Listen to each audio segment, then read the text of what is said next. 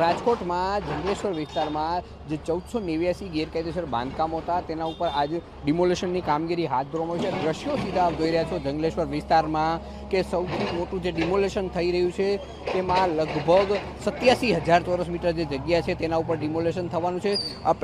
મહાનગરપાલિકા દ્વારા લોકોને નોટિસ પણ આપી દેવામાં આવી હતી અને ડિમોલેશનને લઈ અત્યારે ડિમોલેશનની કામગીરી હાથ ધરી દેવામાં આવી છે અને વહેલી સવારથી જ અધિકારીઓ ત્યાં પહોંચી ગયા હતા। ડિમોલેશનની કામગીરી પણ હાથ ધરવામાં આવી છે। સીધા દ્રશ્યો જે અત્યારે જોઈ રહ્યા છો ડિમોલેશન થઈ રહ્યું છે।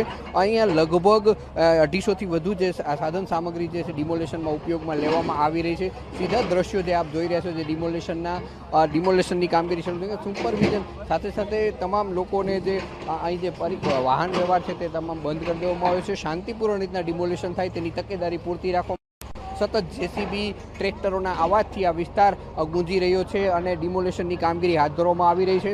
શાંતિપૂર્ણ રીતના ડિમોલેશન થાય તેના માટે તંત્ર દ્વારા પૂરતી તૈયારીઓ પણ કરી દેવામાં આવશે। સીધા દ્રશ્યો જે ડિમોલેશનના આપ જોઈ રહ્યા છો વહીવટી તંત્ર દ્વારા જે પોલીસ બંદોબસ્ત છે પીજીવીસીની ટીમો છે તે તમામને અહીંયા તૈનાત કરી દેવામાં આવી છે। સાથે સાથે જે અધિકારી કર્મચારીઓને જે અંદરના જે તમામ વિસ્તારોમાં છે હજી જે લોકોએ મકાનો ખાલી કરાવી નથી તેને પણ સમજાવવા માટે હજી પણ મોકલ્યા છે। શાંતિપૂર્ણ રીતના ડિમોલેશન થાય તેના માટેની પૂરતી તૈયારીઓ કરવામાં આવી છે અને મહત્વની વાત એ છે કે રાજકોટ નહીં પરંતુ રાજકોટ રેન્જની કેટલીક જે પોલીસ છે તેને પણ અહીં ડિપ્લોય કરી દેવામાં આવી છે। શાંતિપૂર્ણ રીતના ડિમોલેશન થાય તેના માટેની પૂરતી તકેદારી હાલ પોલીસ દ્વારા રાખવામાં આવી છે। સીધા દ્રશ્યો જે જોઈ શકો છો કે અત્યારે ડિમોલેશનની કામગીરી કરવામાં આવી છે।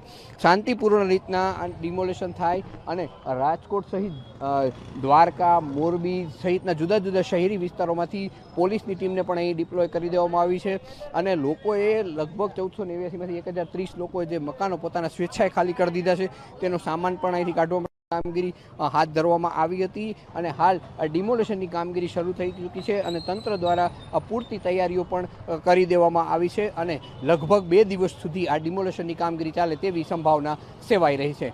કેમેરામેન રવિ ચાવડા સાથે રવિ મોટવાણી, TV13 રાજકોટ। રાજકોટમાં જંગલેશ્વર વિસ્તારમાં